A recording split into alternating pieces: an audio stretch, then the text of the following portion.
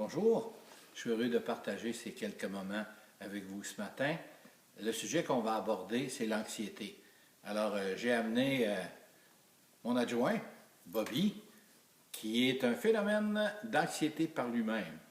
Alors, si je vous parle un petit peu de l'anxiété, c'est que mon chien, voyez-vous, quand il entend un bruit qui est insolite, il se met à aboyer et à faire le tour de la maison, les portes, les fenêtres, cherchant à savoir ce qui l'a dérangé ou ce qui pourrait l'avoir dérangé.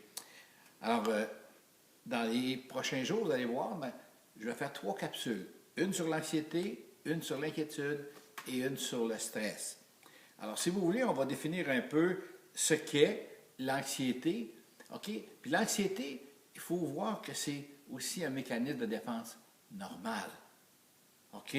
Parce que ça veut dire qu'il y a un événement qui se passe et qui nous fait pressentir qu'il y aurait un danger réel qui viendrait. On a l'impression qu'il y a un danger qui s'en vient.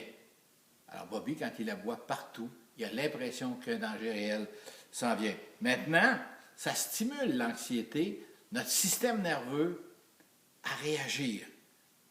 Alors, ce qu'il va faire, c'est qu'il va demander, il va envoyer une impulsion, il va envoyer dans notre corps des réactions, OK, qui vont faire qu'on doit se préparer à attaquer ou à quitter.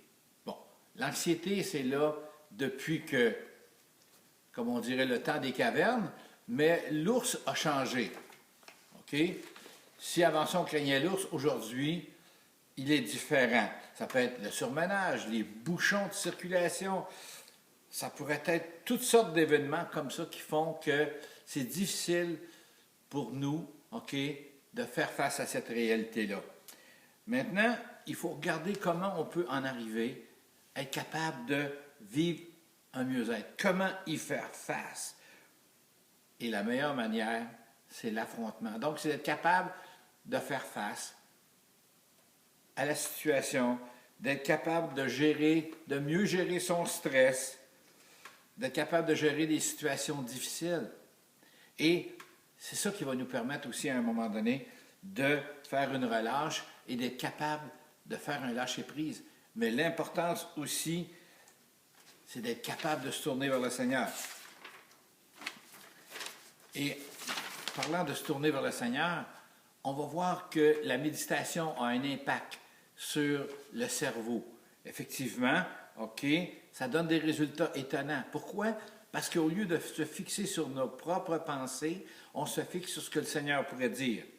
Alors, j'ai fait une recherche et j'ai regardé ce que voulait dire le mot « méditer ».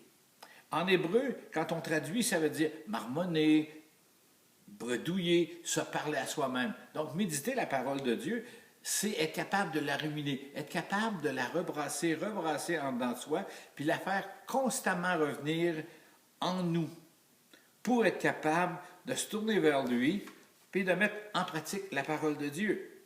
OK? Dans Proverbe 4, 21, ça dit que Dieu ordonne que le discours de Dieu ne s'éloigne pas de nos yeux. Alors, quand on se met à marmonner, c'est-à-dire qu'on parle. Et comme Pasteur Gérald disait, lorsqu'on parle à haute voix, lorsqu'on récite la parole de Dieu, on la récite, on la voit et on l'entend.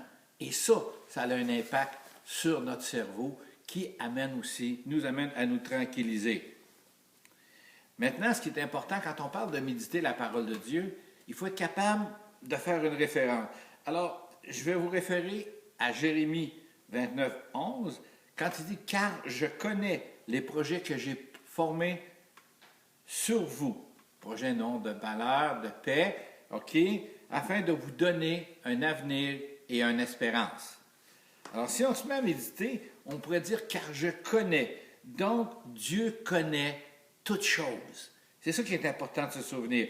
Toutes les choses qui me concernent, toutes les choses qui vous concernent, il faut être capable de personnaliser la parole de Dieu et de la faire sienne. OK? Il est conscient de qui je suis, il est conscient de qui vous êtes, et s'il a des projets, ces projets-là sont personnalisés pour chacun d'entre nous. Il faut voir aussi que les pensées de Dieu sont des bonnes pensées. Les nôtres peuvent être parfois un petit peu saugrenu ou tout croche. Mais quand on est capable de se tourner vers la parole de Dieu, capable de voir que Dieu, lui, il est bon, OK? Mais ce qu'il fait pour nous, ce qu'il a préparé comme projet, c'est très bon. Alors, ce qu'il faut croire, c'est que tout ce que Dieu pense de moi est bon. Tout ce que Dieu pense de vous est bon. Et quand on parle d'un avenir d'espérance et d'espoir, OK? Bien, avec Dieu, mon avenir est assuré. Même si les circonstances ne s'y prêtent pas ou ne semblent pas s'accorder avec la parole de Dieu, ce que je veux croire, c'est la parole de Dieu, de dire qu'il a prévu de me donner un avenir plein d'espérance. C'est lui qui a prévu, c'est pas moi. Ça dit qu'on peut avoir toutes sortes de projets, mais que c'est Dieu qui va avoir la décision finale, selon sa volonté. Alors, c'est important de développer cette habitude-là pour être capable de se confier dans la parole de Dieu, mais de faire confiance à Dieu. Et ça, c'est peut-être la partie la plus difficile parce qu'on a de la misère à faire confiance, on ne voit pas. Mon épouse me disait ce matin, avait lu quelque chose, que le virus est un ennemi invisible, OK, et on le craint. Dieu est visible, puis on ne croit pas. Alors, c'est important de se tourner vers Dieu. Pourquoi? Pour ne pas tomber dans des fausses compréhensions, puis être capable de développer cette habitude-là pour que nos pensées soient renouvelées dans notre intelligence.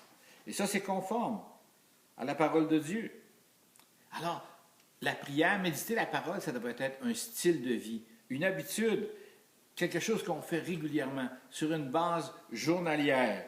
Maintenant, ça ne vous dit pas de lire des chapitres au complet, mais d'être capable de vous arrêter sur certaines paroles, de les méditer, de voir qu'est-ce que ça veut dire, comment je peux personnaliser ce que Dieu me dit.